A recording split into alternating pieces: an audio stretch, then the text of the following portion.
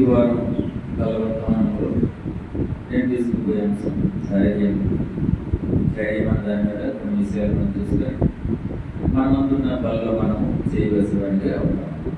ముందుగా పరిశుద్ధ గ్రంథాన్ని మనం చేతపట్టుకొని ప్రయత్ని బైబిల్ పల్లవి గంధవాదనంబులన్నీ నావి ప్రతి అధ్యాయము వరస వచనము తన దివ్య ప్రేమ వాగ్దానములు గంధవాదనంబులన్నీ నావి.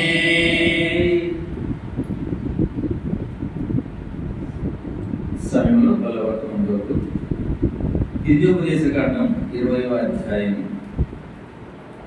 ద్వితీయోపదేశకాండం 20వ అధ్యాయం.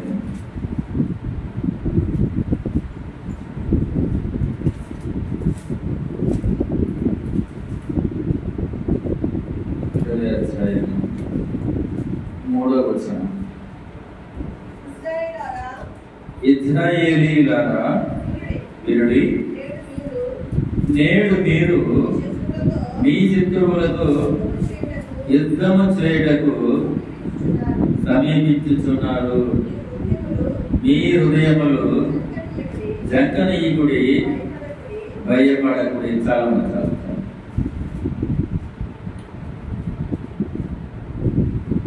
దేవుడు ఇశ్రాయేల్ని ఉద్దేశిస్తూ చెప్తున్న మాటలు, యుద్ధమునకు సంబంధించిన నియమములు దేవుడు ఆ ఇశ్రాయేలు ప్రజలకు చెప్తున్న మాటలు ఏమిటంటే, ఇశ్రాయేలీయులారా వినుడి, నేడు మీరు మీ శత్రువులతో యుద్ధము చేయుటకు సమీపించుచున్నారు. మీ హృదయములు జంకనీయుడి, భయపడకుడి. ఈ వారం అంశం ఏంటంటే ధైర్యం గురించి. మనం భయపడద్దని దేవుడు చెబుతున్నాడు అన్నమాట. అనగా శ్రమలను ఎలా ఎదుర్కోవాలో, ఏ విధంగా పోరాడాలో దేవుడు అందించిన వాక్య ఆధారం బట్టి తెలుసుకోవాలి. శ్రమలో ఎలా ఎదిరించాలి, ఈ విధంగా మనం పోరాడాలి అన్నది. ఆనాడు ఇశ్రాయేలు ప్రజలతో దేవుడు చెప్తున్న మాటలు, యుద్ధములో ఏ విధంగా మీరు ఆ యుద్ధాన్ని ఎదుర్కోవాలో దాని నియమ నిబంధనలు నేను మీకు తెలియజేస్తున్నాను.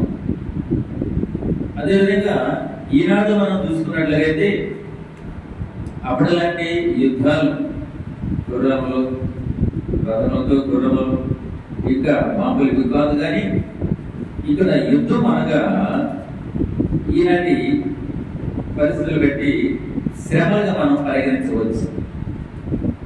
యుద్ధం అనగా అంటే శ్రమలో మనం ఎలా ఎదుర్కోవాలి, శ్రమలని ఏ విధంగా మనం పోరాడాలి అంటే అది కూడా దేవుని యొక్క వాక్య ఆధారం బట్టే మనము అటువంటి వాటిని ఎదుర్కోవాలి. అప్పుడైతే యుద్ధాల గురించి దేవుడు మాట్లాడాడు. కానీ ఇప్పుడు పరిశుభ్రమైన లేఖనం ఇప్పుడు ఏమంటే, ప్రస్తుత అంధకార సంబంధమైన లోక నాదుల మధ్య మనం భయంకరమైన పరిస్థితుల్లో ఉన్నాం. ఇక్కడ ఏమంటున్నారు చూడండి, యుద్ధము చేయడానికి సమీపిస్తున్నారు. అంటే మీరు యుద్ధం చేయడానికి రెడీ ఉన్నారు అంటే, నేనే యుద్ధం చేస్తాను ప్రభా, నా భార్య బిడ్డలు నేను ఆనందంగా మీ అందరూ గడుపుతున్నాను కదా, మాకెందుకు యుద్ధాలు, మేము ఎవరు యుద్ధాలు చేస్తామంటారా? యుద్ధం అంటే అపవాది మనమే దాడి చేయడం, సాతాను యొక్క ప్రభావం మన జీవితాల్లో పడటం. ఎందుకు ఇలా జరుగుతుందంటే మనము కొన్ని మెరుగులు తెలుసుకోవాలి. యుద్ధం వస్తే ఇప్పుడు మన ఇంట్లో ఉన్నప్పుడు మనల్ని రక్షించుకున్నట్టు ఇంటి పైగా శుభ్రం చేసుకుంటాము, తలుపుల్ని మనం భద్రంగా చేసుకొని ఉంచుకుంటాము. ఎందుకంటే ఇదంతా రక్షణ కొరకే. అలాగే యుద్ధం అనగా అపవాది మనమే దాడి చేయకుండా మనము ఆ లోకంలో ఉంటూ లోకంలో కలిసిపోకుండా మనం తగు జాగ్రత్తలు తీసుకోవాలి. ఎలా తీసుకుంటామంటే, దేవుడు నాకు ఆయుధం ఇస్తున్నాడు. ఆనాడు కత్తులు ఇచ్చుంటారేమో, వీళ్ళిచ్చుంటారేమో, కానీ ఈనాడు దేవుడు వాక్యం ద్వారా ప్రార్థన అనే ఆయుధం మన ముందు పెట్టున్నాడు. ఏ ఇంటిలో ప్రార్థన ఉంటుందో, ఎవరైతే ప్రార్థనలో ఏకీభవిస్తారో, ఎవరైతే ప్రార్థనతో కార్యక్రమాలన్నీ కొనసాగిస్తూ దేవుడి కృతజ్ఞతలు చెల్లిస్తారో అటువంటి వారికి ధైర్యం. అంటే మనం బయటికి ఒంటరిగా పోతున్నప్పుడు భయపడుతూ ఒక చేతి కర్రలో ఏదైనా ఒక ఆయుధం పట్టుకుని వెళ్ళిన భయపడతాము. మన జీవితాల్లో కూడా మనకి ఆయుధంగా ఏముండాలంట? ప్రార్థన ఉండాలంట. ఎప్పుడైతే మన జీవితాల్లో ప్రార్థన ఉంటుందో ప్రతి విషయ సమస్యలు కూడా మనము ఎదుర్కోవడానికి వీలవుతుంది. అయితే ఇక్కడ మనకు దేవుడు ఇచ్చిన ఆయుధం ప్రార్థన మనం తెలుసుకున్నాం. అయితే ప్రార్థనలో మనకు ధైర్యం కలుగుతుంది. ప్రార్థన ధైర్యం కలుగుతుంది. సాధారణంగా విశ్వాసం లేని వారి గురించి చెప్తున్నాను. మనసులపై ఆధారపడటం, తర్వాత తన సొంత ఆలోచనలతో ముందుకు సాగిపోవడం చేస్తుంటారు. కానీ దేవుడు ఏం చెప్తున్నాడంటే, నా ప్రార్థన మిమ్మల్ని రక్షిస్తుంది, నా ప్రార్థన మిమ్మల్ని బలపరుస్తుంది. ఈ ప్రార్థన ఆయుధం మీ దగ్గర ఉంటే ఏ అపవాది కూడా మీ మీద దాడి చేయడని లేఖనం మనకి బోధిస్తుంది. అయితే మనము ధైర్యం కలిగి జీవించాలంటే, అంటే ధైర్యం జీవించాలంటే మనం ఏం చేయాలి? ఒక 3 విషయాలు మనం చూసుకొని మన ముందుకి పోదాం. వాటిలోకి వెళ్ళే ముందు ప్రభు సహాయం కొరకు చిన్న ప్రార్థన. ప్రేమ నమ్మకల ప్రియ పరలోకపు తండ్రి, మీ ఘనమైన బహుశ్రేష్టమైన నామం బట్టి స్తుతించి ఆరాధించి ప్రార్థిస్తున్నాను ప్రభా. నేను ఆరాధన వర్తమానంలో తండ్రి చక్కనైన వర్తమానం ఇచ్చి ప్రభు మమ్మల్ని నడిపించిన విధానం పెట్టి ఉంటున్నాను. అదేవిధంగా మా ముందున్న బల్లను మేము సమీపిస్తుండగా ఆయన బల్ల యోగ్యతగా కలిగి పరీక్షించి ప్రభా దాన్ని తాకాలని మీరు వివరించారు ప్రభా. అయితే ప్రభా మేము ఏ విషయంలో యోగ్యతను తగ్గిపోతున్నాము మేము పరీక్షించుకున్నట్టు తండ్రి మా ముందు మీరు బలవించారు. అదే రీతిగా వాక్యం ద్వారా మేము మమ్మల్ని సరి చేసుకుంటూ పరీక్షించుకుంటున్నాం. తండ్రి మా ముందు ఉంచిన మీ శరీరానికి సాదృశ్యమైన ఈ యొక్క బలను మేము ముందుకున్నట్టు సహాయం చేయమని ప్రార్థిస్తున్నాం. నిలబడడం దాసాన్ని ఎత్తు పట్టుకోండి. నేను మా యొక్క సొంత ఆలోచనలు కాదు కానీ ప్రభా మీ యొక్క ఆత్మ నడిపింపును బట్టి ప్రభా మేము ఈ విధంగా వాళ్ళని మేము రాగాలో మీరు నేర్పించమని ప్రార్థిస్తున్నాం. ఈ రీతిగా పరిశుద్ధాత్మ ద్వారా మమ్మల్ని నిలబెట్టి ఉన్నారు, అందరిని బట్టి వందనాలు ప్రభా. ఆ రీతిగానే మేము కూడా మీ బలను సమీపిస్తుండగా మీ కృప ద్వారా మమ్మల్ని బలపరచమని మా ప్రభు రక్షకుడు మా కొరకు రాని యేసుక్రీస్తు నామములో వేడుకుంటూ ప్రార్థిస్తున్నాను మా తండ్రి, ఆమేన్.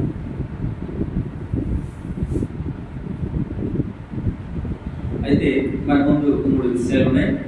ఆ 3 విషయాలు మనం చూసుకుంటూ బలలో మనం సమీపిస్తాం. మొదటిగా మనలో భక్తి కలిగి ఉండాలి. మనకి ధైర్యం ఎక్కడికి వస్తుందంటే మొదటిగా మనకి ఏముండాలంట? భక్తి ఉండాలంట. మనకి ఏముండాలంట? చూడండి వాక్యంలోకి వెళ్దాం. యోబు 4వ అధ్యాయం మాట చూడండి. భక్తి గురించి యోబు 4వ అధ్యాయం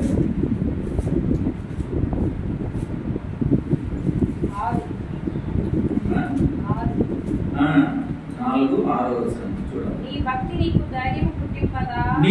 నీకు ధైర్యం పుట్టింపదా? నీ యథార్థ ప్రవర్తన నీ నిరీక్షణకు ఆధారం కాదా? ప్రశ్నిస్తున్నాడు చూడండి. నీ భక్తి నీకు ధైర్యం పుట్టించుదా? మన ధైర్యం ఎక్కడి నుంచి వస్తుంది? మనతో భక్తిని బట్టి వస్తుందని వాక్యం చెప్పుకుంటాం.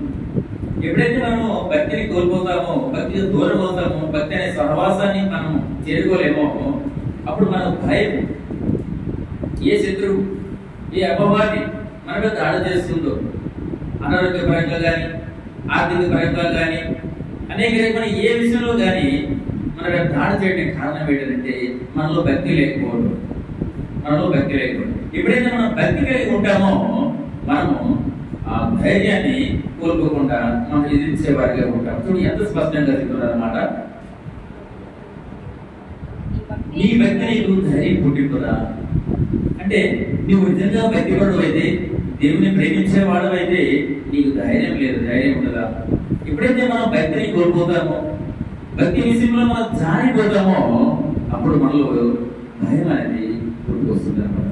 కాబట్టి మనం భయాన్ని విడిచిపెట్టాలి. మనం అపవాదిని ఎదిరించాలంటే మనలో ఏముండాలంటే మొదటగా భక్తి ఉండాలంట. అయితే ఈ భక్తి ధైర్యంతో పాటు దీర్ఘాయువును కూడా మనకి ఇస్తుందంట. ఈ భక్తి అనేది మనకి ధైర్యమే కాదు కానీ ధైర్యంతో పాటు దీర్ఘాయువు కూడా ఇస్తుంది. చూడు టేబుల్ లేఖనంలో సామెతలు 10వ అధ్యాయం, సామెతలు 10వ అధ్యాయంలో 10వ అధ్యాయము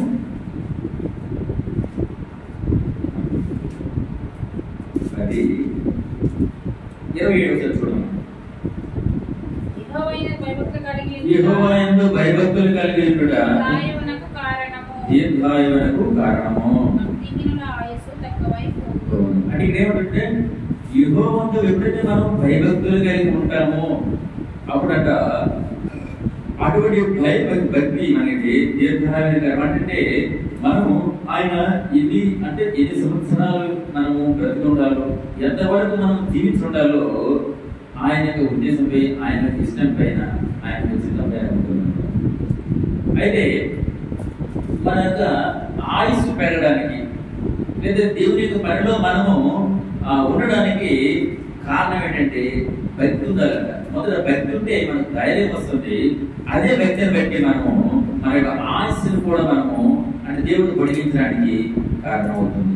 కాబట్టి ఆ భక్తి వల్ల మొదట మనకి ఏమవుతుందంటే ధైర్యం వస్తుంది. రెండోది మన యొక్క ఆయుష్ పెరగడానికి కూడా కారణం అవుతుంది. కాబట్టి మన ముందున్న పనులను మనం సమీపించుకుంటూ ఒకసారి మనం జ్ఞాపకం చేసుకున్నాం, మనలో భక్తి ఉందా లేదా. భక్తి ఉంటే సరిపోదు, ఇక్కడ కేవలం భక్తి ఉంటే సరిపోదు కానీ భక్తితో పాటు ముందు ఏం యాడ్ చేయాలంటే భయం యాడ్ చేయాలన్నమాట. అంటే భయంతో కూడా భక్తి ఉండాలి. ఈ లోపల అనేకులు చాలా మంది భక్తి చేస్తున్నారు, చూపిస్తున్నారు, చేస్తున్నారు. నేను కాదను, కానీ ఆ భక్తులు భయం లేదు. చూసారా, సృష్టికర్తని విడిచిపెట్టి సృష్టిని పూజిస్తున్నారు, అందరికీ తెలిసిన విషయమే. కానీ సృష్టిలో ఒక భాగమైన ఒక మనిషిని కూడా దేవునిగా పూజిస్తున్న లోకం అంది. అరే పూజింపు తగినవాడు, దానికి అర్థం తగినవాడు ఎవడు? ఏ పాపం ఎరిగినవాడు దేవుడే కదా పూజకు అర్హుడు. మరి మనస్సులమైన మనం ఎదురు దేవుళ్ళగా పరిగణిస్తూ నేనే దేవుడని అంటూ అమాయక ప్రజలతో చేత మీరు పూజింపబడుతున్నారు. ఇది మీకు శాపం. ఇది వాక్యం చెప్తున్నమాట అన్నమాట. మనము సృష్టిని పూజించాలి, సృష్టికర్తైన దేవుడు మనం పూజించాలి. అంతేగాని ఆయన సృష్టింపబడిన వాటిని కానీ ఆయనలో సృష్టిలో మనం ఒక భాగమైన మనల్ని కూడా ఒక దేవుడిగా మనము పూజింపబడడం అది మంచిది కాదన్నమాట. ఈ లోకంలో చూడండి, అనేక మంది కూడా మనసులను పూజిస్తూ వస్తున్నారు, మనసులకు కాళ్ళ పడుతున్నారు, మనసులకి పుష్పాభిషేకం చేస్తున్నారు, వారు చెప్పినవన్నీ చేస్తున్నారు, వింటున్నారు. దానివల్ల ఏం ప్రయోజనం? అస్సలు ప్రయోజనం లేదు. ఎందుకన్నా నీతిమంతుడు లేడు, ఒకడు లేడని పరిశుద్ధ గ్రంథం బైబిల్ చెప్తుంది. అలాంటప్పుడు నీతిమంతుడే కదా పూజకు అర్హుడు. మరి మనం నీతిమంతులు కాదని బైబిల్ చెప్తుంది. అలాంటప్పుడు అలాంటి పూజ మనం ఎలా ఆరాధనపోతుంటే వారు అవుతాము. కాబట్టి మనము మన యొక్క భక్తి ఎలా ఉంటే భయంతో కూడిన భక్తి. సరే, నేను ఒక ప్రశ్న ఆత్మగా ప్రశ్నిస్తాను. సుమారుగా 30 అడిగారు. సుమారుగా 30 సంవత్సరాలు నేను భక్తిని సాగిస్తున్నాను, నిజమేనంటే నిజమే అన్నారు. సరే, ఈ 30 సంవత్సరాల భక్తిలో నీలో ఉన్న ఏదైనా పాపాన్ని పోగొట్టుకున్నావా? నీలో ఉన్న దేవుని నచ్చిన కార్యాలు ఏమిటో దాన్ని విడిచిపెట్టావా? లేదు. మరి అలాంటప్పుడు నీ భక్తికి ఏమైనా అర్థం ఉందా? భక్తి చేయడం తప్పు కాదు, కానీ ఆ భక్తి ఏమిటాలంటే భయం ఉండాలి. భయం లేని భక్తి అసలు భక్తే కాదు. 30 సంవత్సరాలకే పూజలు చేస్తూ వస్తున్నాం, కానీ నీలో పాపం పోలేదు. ఇప్పటికీ చేస్తూనే ఉన్నాం, కానీ ఒక ఆచారముగా, ఒక అలవాటుగాను, ప్రజల కొరకు, ప్రజల మన్నన పొందడకు, ప్రజల్ని సంతోషపరచడకు, లేదా నీకు ఆనందపడడానికి నువ్వు చేస్తున్నావేమో. అటువంటి భక్తే కాదు. భక్తులు ఏముండాలంటే భయం ఉండాలి. భయంతో కూడిన భక్తి.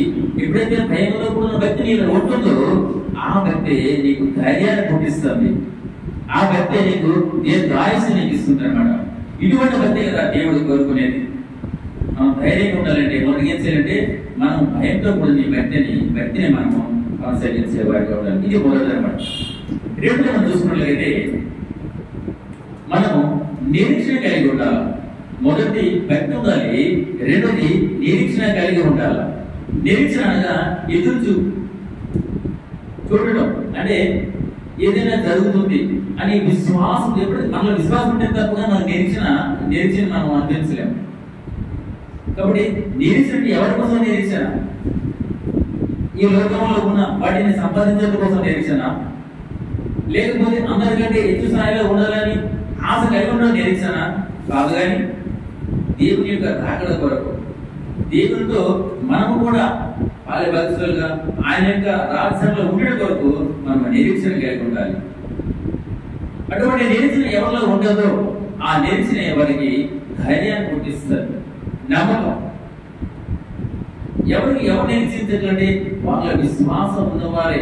అందరూ నిరీక్షించలేరు, కానీ వాళ్ళ విశ్వాసం ఉన్నవారు మాత్రమే దాన్ని నిరీక్షించగలరు. చూడండి కీర్తన 31లో, కీర్తన 31 నిరీక్షణతో మాట్లాడారు. 31:24 యెహోవా కొరకు కనిపెట్టువారులారా, మీరందరూ మనస్సున ధైర్యం వహించి నిర్భయముగా ఉండుడి. యెహోవా కొరకు కనిపెట్టువారులారా, మీరందరూ మనస్సున ధైర్యం వహించి నిర్భయముగా ఉండుడి. కనిపెట్టడ నిరీక్షణ ఏంటి? కనిపెట్టడం అన్నమాట.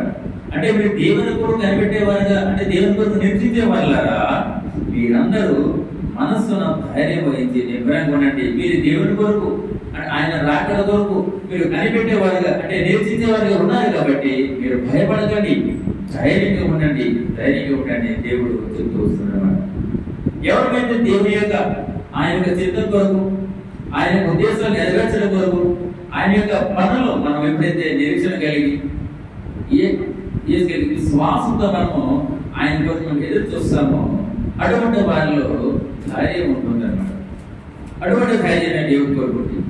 అయితే ఆ నిరీక్షణ కూడాను ధైర్యంతో పాటు మనకి రక్షణ కలుగు చేస్తుంది. నిరీక్షణ ధైర్యం కలిగిస్తూ ఆ ధైర్యంతో పాటు రక్షణ కూడా కలుగు చేస్తుంది. ఆ రోమిలేసిన పత్రిక 8వ అధ్యాయము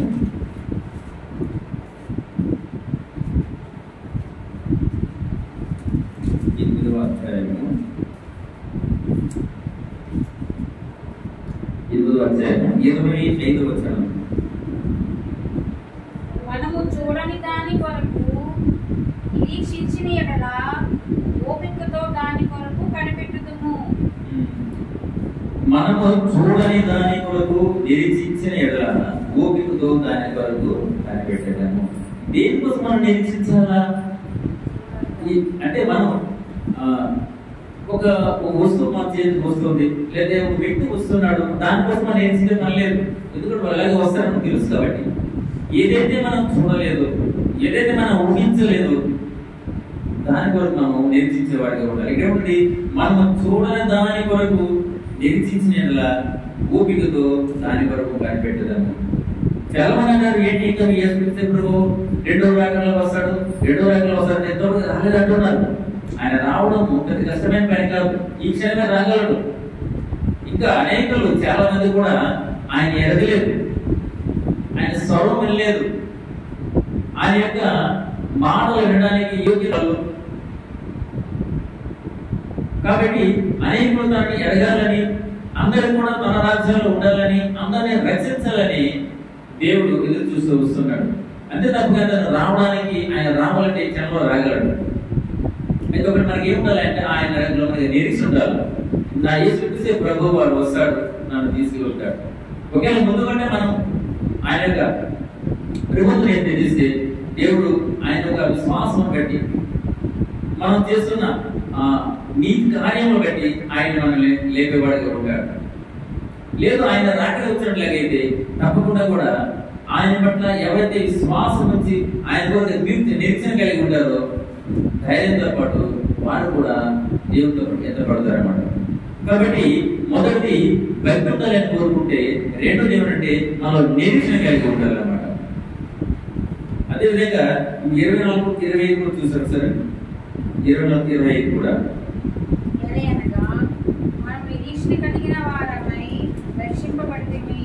మనము నిరీక్షణ కలిగిన వారమే రక్షింపబడితే నిరీక్షింపబడినది కనబడినప్పుడు నిరీక్షణతో పని ఉండదు. తాను చూచుచున్న దాని వరకు ఎవరు నిరీక్షించరు? మనము చూడని దాని కొరకు నిరీక్షించడం ఓపికతో దాని వరకు కనిపెట్టడము. చూస్తుంటే ఎంత స్పష్టంగా చెప్తుంటే మనము నిరీక్షణ కలిగిన వారమై రక్షింపబడుతున్నాము. ఎప్పుడైతే మనము దేవుని పట్ల నిరీక్షణ కలిగి ఉన్నామో అప్పుడే మనము ఆయన యందు రక్షింపబడిన వారము, ఆయన యందు మనము రక్షింపబడిన వారము. అయితే నిరీక్షింపబడినది కానప్పుడు నిరీక్షణతో పని ఉండదు.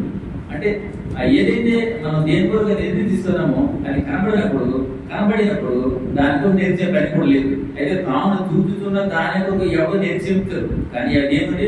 మనం చూడని దాని కొరకు నిరీక్షించిన ఓపికతో దాని కొరకు కనిపెట్టదాము. ఇక్కడ ఈ నిరీక్షణలో అంటే ధైర్యంతో పాటు కూడా మనకి ఏమవుతుందంటే రక్షణ వస్తున్నట్టుగా వాటి తెలుస్తుంది. అయితే నిరీక్షణ లేని వారు రక్షింపబడటం అసాధ్యమని నేను తెలియజేస్తున్నాను. మనకి ఎప్పుడైతే నిరీక్షణ కోల్పోతామో, ఎదురు చూసుకుంటూ మనము విడిచిపెడతామో అప్పుడు మనలో రక్షణ లేనట్టుగా. రక్షింపబడిన వారైతే మనం ఆయన కొరకు ఎదురు చూస్తున్నాం అన్నమాట. కనుక నిరీక్షణ కలిగి ఉండడం దేవుని యొక్క ఉద్దేశం అన్నమాట. నిరీక్షణానికి ఏంటి? ఎదురు చూచుటలో ఆనందం, ధైర్యపడి రక్షణ కూడా ఉంటుంది. ఎందుకనంటే అదే చూడండి ముందు రోమిల రాసిన పత్రిక 12వ అధ్యాయంలో కూడా నేర్చుకో మాట్లాడుకోండి. 12 నిరీక్షణ గలవారే సంతోషించు, శ్రమయందు ఓర్పు గలవారే పట్టుదల కలిగి ఉండి. ఇక్కడ ఏమంటే చూడండి, నిరీక్షణ గలవారై మీరు ఎదురు చూసేవారైతే సంతోషించు, శ్రమయందు మీరు ఓర్పు గలవారండి. మేము యేసుక్రీస్తు ప్రభువుని నమ్ముకున్నాము, 10 సంవత్సరాలు అవుతుంది. మరి ఇప్పటి వరకు దేవుని మేము నమ్ముకున్నప్పటి నుంచి మాకు శోధనలే తప్ప, శ్రమలే తప్ప, మాకు అవమానం తప్ప అందరిలో మేము కూడా సంతోషంగా ఉండలేకపోతున్నాము. మా వ్యక్తి వ్యర్థం అని మీరు అనుకుంటున్నారా? తప్పు.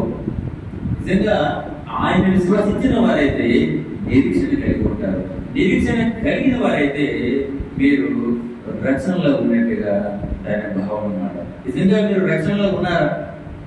రక్షణలో ఉన్నట్లయితే చాలా మంది నిరీక్షణ కోల్పోతూ మరి ఏ ఉద్దేశంతో దేవుని ఎరిగి ఉన్నారో ఆ ఉద్దేశం జరిగినప్పుడు తిరిగి వారు లోకంలోకి సాగిపోతున్నారు అన్నమాట. మనము నమ్మవలసింది మనము పాపం అంటే మన పాపముల విషయమే ఆయన శిలువలో రక్తము చిందించి మరణించి తిరిగి లేచిన దేవుడు. కాబట్టి మనం పొందవలసిన శిక్షను, మనం పొందవలసిన దెబ్బలను, అవమానాలను ఆయన భరిస్తూ మనల్ని బ్రతికించే దేవుడు. అటువంటి దేవుడిని గురించి మనము మారుమనసు రక్షణ అనుభవం కలిగి నిరీక్షణతో ఆయన కొరకు మనం ఎదురు చూసేవాడిగా ఉండాలి. ఇది రక్షణ మార్గం. అంతేగాని నిరీక్షణ లేకుండా రక్షించమని చెప్పడం అసాధ్యం. నిరీక్షణ గల వారికి రక్షణ ఉంటుంది. ఎప్పుడైతే నిరీక్షణ కోల్పోతావో, రక్షణ లేక తిరిగినవు లోకానికి మళ్ళీ చేరిపోయేవారిగా ఉంటామన్నమాట. ఇప్పుడు ఎంతమంది మనం చూడటం లేదు. ఏం ఆశిస్తున్నారు అంటే ఆరోగ్యం మాకు బాగుందని, లేకపోతే మాకు అడిగి లాభం వచ్చిందని, మాకు పిల్లలు పుట్టారని, లేదా మాకు పిల్లలు జరిగేది. చాలా మంది దేవుని ఎక్కడే మనం చూస్తున్నాం. తీరా వాళ్ళు మనస్ఫూర్తి వచ్చినప్పుడు, వాళ్ళు సహనం కోల్పోయినప్పుడు, వారు ఇంతే నా జీవితం అనుకున్నప్పుడు తిరిగి లోకంలో జరిగిపోతూ వారు దేవునికి దూరమై అంటే తమ పాపములకు తామే కారణమైనట్టుగా శాపానికి గురైపోతున్న వాళ్ళు చాలా మంది మనం చూస్తున్నాం. నిజంగా మనం నిరీక్షణ గలవారైతే మనకి రక్షణ ఉంది. రక్షణ ఉంటే ఆయన కొరకు మనము ఎదురు చూసేవాడిగా ఉంటామన్నమాట. తర్వాత కాబట్టి ఎప్పుడైతే మనము నిరీక్షణ కలిగి ఉంటామో ఆయన కూడా కనిపెట్టేవాడిగా ఉంటాము. ఒక మాట చూడండి, 1 పేతురు 1వ అధ్యాయం మాట్లాడండి. 1 పేతురు 1వ అధ్యాయం 11వ వచనం. కాబట్టి మీ మనస్సు అనురాగం పట్టుకొని నిర్భరమైన బుద్ధి గల వారై యేసుక్రీస్తు ప్రత్యక్షమైనప్పుడు మీకు దేవుడి కృపచేతనే సంపూర్ణ నిరీక్షణ కలిగి ఉండి. మరి ఎందుకు మనం నిరీక్షణ కలిగి ఉండాలంటే ఇప్పుడు చూడండి, మన మనస్సు అనే నడుమును పట్టుకొని నిబ్బరమైన బుద్ధి గలవారు ఉండాలి. మన బుద్ధులు ఏముండాలంటే ఖచ్చితంగా ఉండాలన్నమాట, ఖచ్చితంగా ఉండాలన్నమాట. అటువంటి బుద్ధితో ఉండి యేసుక్రీస్తు ప్రత్యక్షమైనప్పుడు అప్పుడు మనకి మన కోసం తేపడు కృపావశ్యమే సంపూర్ణ రక్షణ నిరీక్షణ కలిగి ఉండమాట. కాబట్టి మనం ఏదో భౌతికంగా లేదా శారీరకంగా లౌకికంగా ఏదో మనం ఆశించి సంపాదించాలని లేదా అది మన దాన్ని పొందుకోవాలని మనం దేవుడు అనుకుంటున్నది అది వ్యర్థం అవుతుంది. దేవుడు మన కొరకు, మన పాపముల కొరకు ఆయన మన కొరకు మన పొందవలసిన శిక్షను ఆయన పొందుతూ మనకి రక్షణ అనుభవించారన్నమాట. కాబట్టి మనం ఏం చేయాలంటే మొదటిగా మనము భక్తి కలిగి ఉండాలి. రెండోది నిరీక్షణ భాగ్యం కూడా మనం కలిగి ఉండాలి. నిరీక్షణలో ఏముంటుందంటే నిరీక్షణలో మనకి ఆ ధైర్యంతో పాటు రక్షణ కూడా మనకి దొరుకుతుంది అన్నమాట. ఇక మూడోది చూసినట్లయితే భక్తి నిరీక్షణతో పాటు నీతి కూడా మనకి అవసరం అన్నమాట. నీతి చూడండి, సామెతలు 28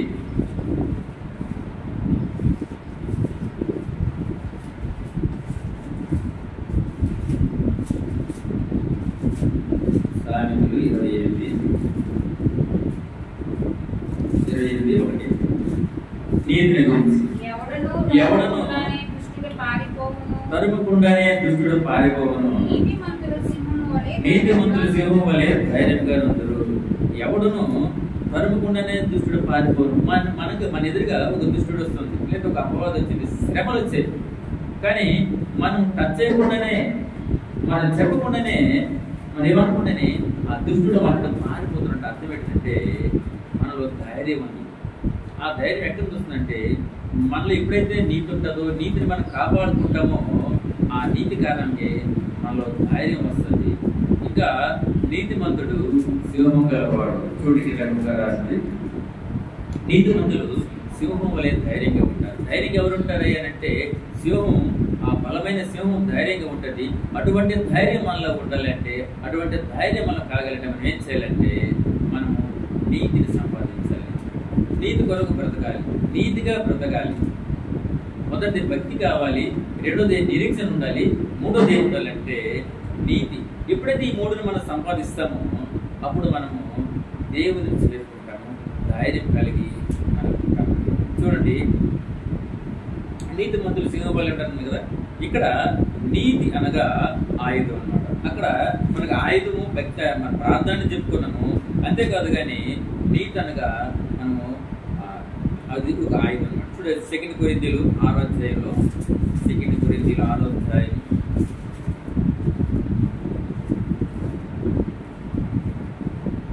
నీతిని గురించి మాట్లాడి 6వ అధ్యాయం 7వ వచనం. సత్యవాక్యము చెప్పుట వలనను దేవుని బలము వలనను కుడియడమల నీతి ఆయుధములు కలిగి ఘనతల వలనను దుష్కీర్తుల వలనను దేవుని పరిచారకులమై ఉండి అన్ని స్థితులలో మమ్మను మేమే మెప్పించుకొనుచున్నాము.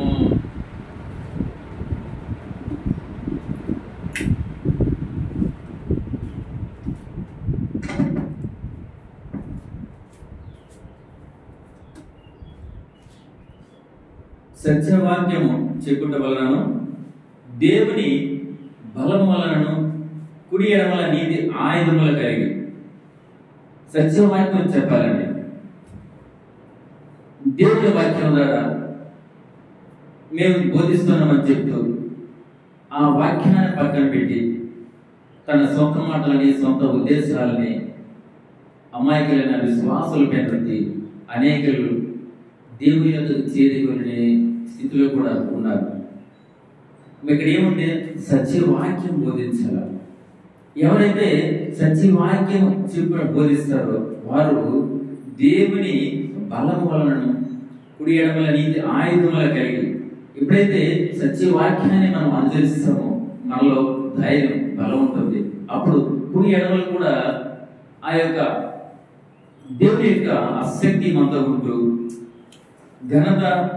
ఘనతల వలన సుకీర్తి దుష్కీర్తుల వలన దేవుని పరిచారకుల నుండి అన్ని స్థితుల్లో మమ్మల్ని మనమే విడిపించుకొనిచున్నాము. కాబట్టి ఇక్కడ నీతి ఉంటుంది. సత్యవాక్యం చెప్పుడులోను దేవుని యొక్క బలం వలన క్రియల నీతి ఆయుధం కలిగి ఉంది. ఎప్పుడైతే దేవుని యొక్క వాక్యం వల్ల ఉంటుందో ఆ వాక్యమే నీతి. ఆ నీతి ఉంటుంది. ఆ నీతిని బట్టి మనము బలం కలిగి ఉంటాము.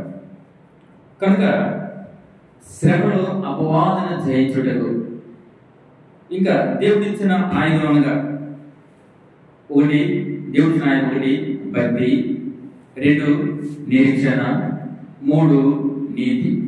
దేవుడిచ్చిన ఈ 3 ఆయుధాలను బట్టి మనము జయించును. అంటే మనకు ఎదురయ్యే అపవాదన కానీ, మనకున్న వచ్చిన శోధనలు కానీ, శ్రమలు కానీ, అవమానములు కానీ ఇవన్నింటినీ ఎదిరించాలంటే భక్తి, నిరీక్షణ, నీతి ఈ 3 మనకి అవసరమైందన్నమాట. చివరిగా ఎఫెసీయులకు రాసిన పత్రిక 6వ అధ్యాయము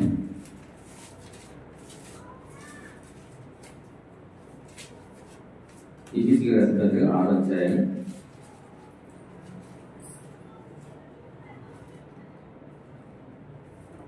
11, 12, 13.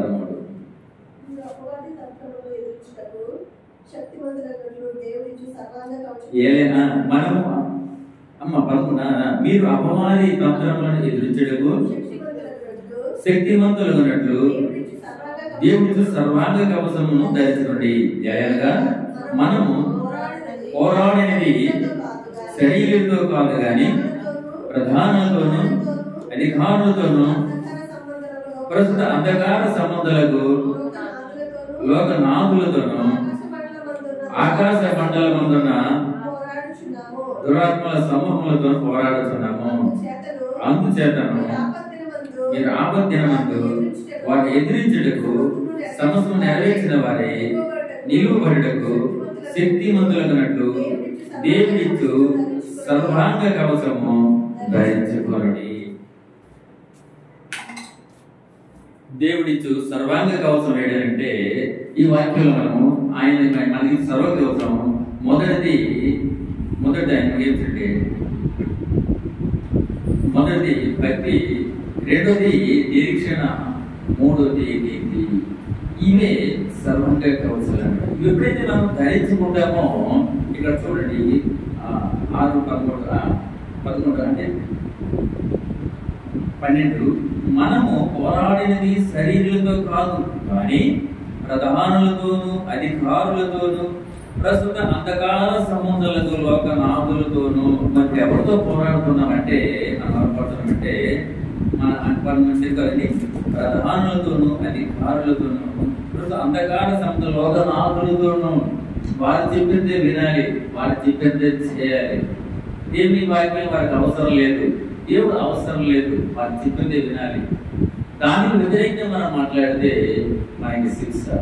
ఆ శిక్షను బట్టి అనేకులు దేవుని ఎరిగిన వారు కూడా తిరిగి లోకంలో కలిసిపోవడానికి ఇష్టపడుతున్నారు. కారణం ఏంటంటే భయం. మనలో భయం ఉండకూడదని దేవుడు సర్వాంగ కవచాలు ఇస్తున్నాడన్నమాట. ఒకటి భక్తి, నిరీక్షణ, నీతి.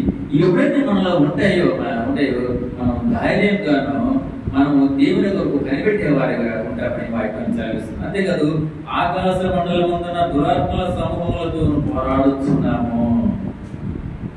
ఆకాశ మండలంలోనూ దురాత్మలు తిరుగుతున్నాయి. ఎవరిని మింగుదనా, గర్జించు సింహములే, ఎవరిని పాడు చేద్దునా, ఎవరిని నా వైపు తిప్పుకుందా అని చెప్పేసి మనం ఒకప్పుడు సినిమాలు చూస్తాం, సినిమా పాటలు పాడాం, లోకరీతులు అన్ని కార్యక్రమాలు చేసాం. అవన్నీ కూడా ఆ తప్పు అనుకున్నాం, దాన్ని అసహించుకొని విడిచిపెట్టేసాము. అయినా సరే లోకంలో ఉంటున్నాం కాబట్టి కొన్ని సందర్భాలు ఆ పాటలు విన్నప్పుడు, లేకపోతే అటువంటి దృశ్యాలు చూస్తున్నప్పుడు, లేదా అటువంటి పరిస్థితులు మనకి ఎదుర్కొన్నప్పుడు మనం అది చూడాలని ఒక ఆశ కలుగుతుంది. ఆ ఆశనే దురాత్మల సమూహం అన్నమాట. నువ్వు ఎంత బుద్ధిగా ఉంటావు, ఎంత భక్తిగా ఉంటావు అంటూ మనపై దాడి చేయడానికి అవి సిద్ధపడుతూ ఉన్నాయి. మరి దాన్ని మనం ఎదుర్కోవాలని మనకి ఏముంటుందంటే సర్వాంగ కవచం అంటే భక్తి ఉండాలి, నిరీక్షణ కలిగి నీతిగా జీవించాలి. ఈ మూడుంటే తప్ప కానీ మనము అటువంటి దురాత్మల్ని మనము ఎదుర్కొనలేము. అలాగే అందుచేతనే మీరు ఆపద్యంతో వారిని ఎదురించేందుకు సమస్తం నెరవేర్చిన వారు నిలబడటకు శక్తి ముందుల దేవుడి సర్వాంగ కవచాలను మీరు ధరించుకోండి. ఎందుకంటే మనం దేవుని యందు విశ్వసించి దేవుని కొరకు జీవించే వారిగా ఉండబడుకున్నాం. అనేక రకమైన అపవాది తంత్రముల చేత మనము దానికి మనం బందీగా లేదా మనపై అది దాడి చేసే దానిగా ఉంటుంది. అలా దాడి చేయకుండా మనం ఏం చేయాలంటే మొదలుగా ప్రార్థన కలిగి ఉండాలి, దేవుని యొక్క సహవాసంలో ఉండాలి, దేవుని కొరకు నిరీక్షణ కలిగిన వారిగా ఉండాలి. ముఖ్యంగా మనలో నీతి ఉండాలి. నీతి కొరకు నీతి మంతులు ఇప్పుడు మొత్తం నీతి మంతులు ఆకలి మొత్తం నీతి కొరకు ఆకలి దప్పులు కలిగేవారు ధన్యులు. కాబట్టి మనం ఏమిటంటే నీతిని కలిగి ఉండాలి, మొదట భక్తి ఉండాలి, ఆయన కొరకు నిరీక్షణ కలిగి ఉండాలి. అంతేకాదు కానీ మనం ఏంటంటే నీతిని కలిగి ఉండాలి. ఇటువంటి ఎందుకంటే ప్రస్తుతం మనం ఎదుర్కొంటుంది సామాన్యమైన మనుషుల్లో కాదనమాట. అంటే ఆకాశ మండలంలో తిరుగుతున్నా, ఎవరిని పెరుగుతున్నా, ఎవరిపై దాడు చేద్దానా, ఎవరిని పాడు చేద్దానా అని చెప్పేసి తిరుగుతున్నా వాటిని ఎదుర్కొంటూ మళ్ళీ ఏం ఉండాలంటే మొదట భక్తి ఉండాలి, ఆయన కొరకు నిరీక్షణ కలిగి ఉండాలి. అంతేకాదు కానీ మనలో నీతి ఉండాలన్నమాట. ఈ మూడు ఉండి ఈ యొక్క సర్వాంగ కవచాన్ని బట్టి మనము ధైర్యాన్ని కలిగి దాన్ని ఎదుర్కొనే వాడిగా ఉంటాము. ఈ సమయంలో మనం ఒకసారి జ్ఞాపకం చేసుకుందాం అనమాట. ఈ జ్ఞాపకం తీసుకోండి. మొదటి కొరింథీయులు 11వ అధ్యాయము, మొదటి కొరింథీయులు 11వ అధ్యాయము 28వ వచనం ఏం జ్ఞాపకం చేసుకుంటున్నారు? 11:28. కాబట్టి ప్రతి మనుషుడు తను తాను పరీక్షించుకోవాలను, అలాగూ చేసి ఆరోగ్యని ఆ ప్రాంతాల్లోకి రాకవలెను. ఏంటి మనం పరీక్షించుకోవాలంటే మనలో భక్తి ఉందా, మనం దేవుని కొరకు నిరీక్షణ గెలవారిగా ఉంటున్నామా లేదా, ఇంకా మనలో నీతి ఉందా లేదా, ఈ మూడు మనం పరీక్షించుకోవాలి. ఈ మూడు పరీక్షించుకొని మన కొరకు ఆయన ఏర్పాటు చేసిన ఆయన శరీరానికి సాదృశ్యమైన రొట్టెను, ఆయన రక్తానికి సాదృశ్యమైన ఆ యొక్క ద్రాక్షరసాన్ని మనము తాకి మనం కూడా ఆయనతో పాటు ఆయన ఉండేందుకు ఆయన ఇచ్చిన ఆ యొక్క ఫలం మనము సమీపించుకున్నాం. కనుక మనం ఒకసారి పరీక్షించుకొని ఎక్కడైతే మనం సాయిపోయామో, ఏ పరిస్థితుల్లో తప్పిపోతున్నామో, మనపై దాడి చేస్తున్న అపవాదం చేసి ఏ విధంగా మనం జీవించాలో వినే వాక్యాన్ని బట్టి మనం కూడా దేవుని యొక్క సర్వాంగ కవచాన్ని ధరించే వారిగా మనం ఉంటున్న వాళ్ళు మనము చేయవచ్చు. దేవుడి వాక్యాన్ని దీవించుకుంటారు.